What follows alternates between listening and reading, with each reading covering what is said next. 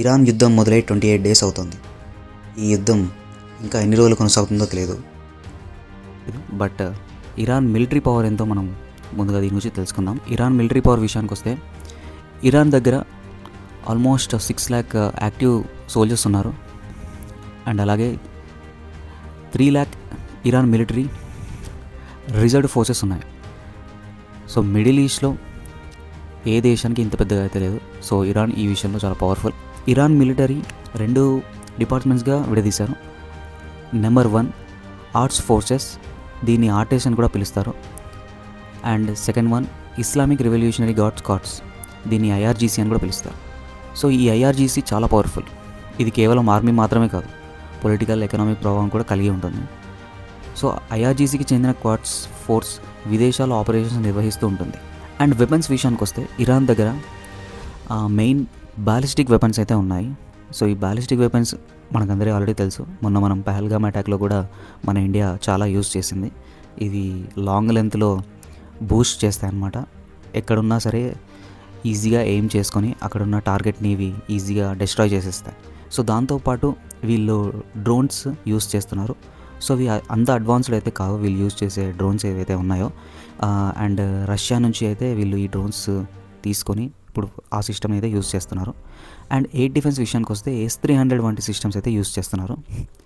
So ఈ S-300 and S-400, S-500 so ముందు ఇంకా టెక్నికల్గా ఇది అప్గ్రేడ్ అవుతూ ఉంటాయి.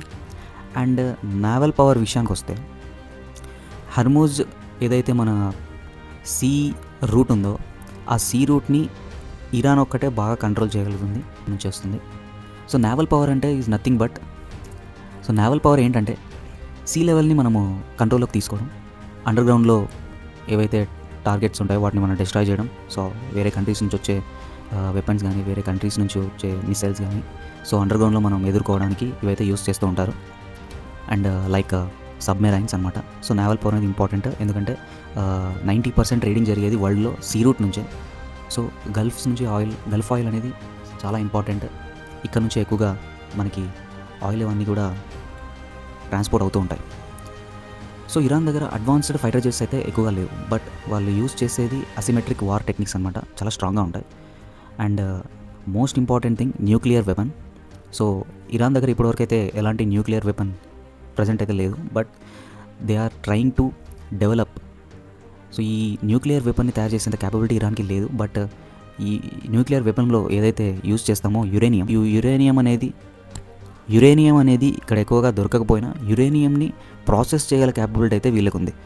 సో అందుకే చాలా కంట్రీస్ కూడా ఎక్కువగా టెన్షన్ పెట్టుకున్నాయి. వీళ్ళు కనుక న్యూక్లియర్ వెపన్ డెవలప్ చేస్తే మిడిల్ ఈస్ట్ మొత్తాన్ని ఇది కంట్రోల్లోకి తీసుకొని సో మిడిల్ ఈస్ట్ కంట్రీస్ అన్నీ కూడా మిగతా కంట్రీస్ని ఆక్యుపై చేసే క్యాపబిలిటీ వస్తుందనేసి దీని గురించి భయపడుతూ ఉన్నారు. అండ్ వార్లో ఇరాన్ స్ట్రాటజీ ఎలా ఉంటుందంటే డైరెక్ట్ వార్ కంటే కూడా ప్రాక్సీ వార్ ఎక్కువగా ఉపయోగిస్తుంది. అంటే ఇండైరెక్ట్గా ఒక ప్లేస్లో ఉన్న వాళ్ళ ఎంబసీస్ని కానీ ఇంకా మిగతా సంబంధించిన స్థావరాలని కానీ నాశనం చేయడానికి ఇది ఎక్కువగా ప్రయత్నిస్తుంది. లైక్ లెబనాన్, యెమెన్, ఇరాన్ మిలీషియాస్ నుంచి. సో వీటి ద్వారా డైరెక్ట్ యుద్ధం చేయకుండా ప్రత్యర్థుల్ని దెబ్బతీస్తుంది. So Iran, America, Israel so 2 countries కలిపి జరుపుతున్న యుద్ధంలో ఇరాన్ ఖచ్చితంగా బలహీనపడుతుంది. బట్ ఏదైతే ఈ హర్మూజ్ రూట్ని బ్లాక్ చేసేసారో దీనివల్ల ఎకనామిక్గా వరల్డ్ కంట్రీస్ అన్నిటికీ కూడా చాలా నష్టం కలిగిస్తుంది. సో ఇరాన్ ఈ యుద్ధం గెలవడం అనేది చాలా కష్టం, but economically they will hack entire world.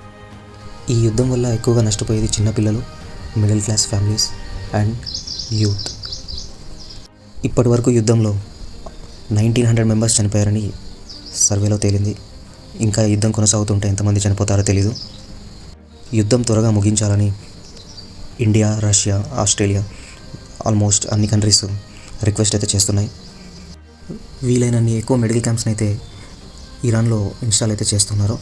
అటు ఇరాన్లోనే కాకుండా ఇటు ఇజ్రాయెల్ మీద కూడా దాడులు ఇరాన్ చేస్తుంది కాబట్టి ఇజ్రాయెల్లో కూడా కొంతమంది అయితే చనిపోవడం జరిగింది. ఇందులో సైనికులు ఉన్నారు, సాధారణమైన మనుషులు కూడా ఉన్నారు. సో ఇది ఇవాల్టి వీడియో. ఇలాంటి మంచి ఇన్ఫర్మేషన్ కోసం సబ్స్క్రైబ్ చేసుకోండి, లైక్, షేర్.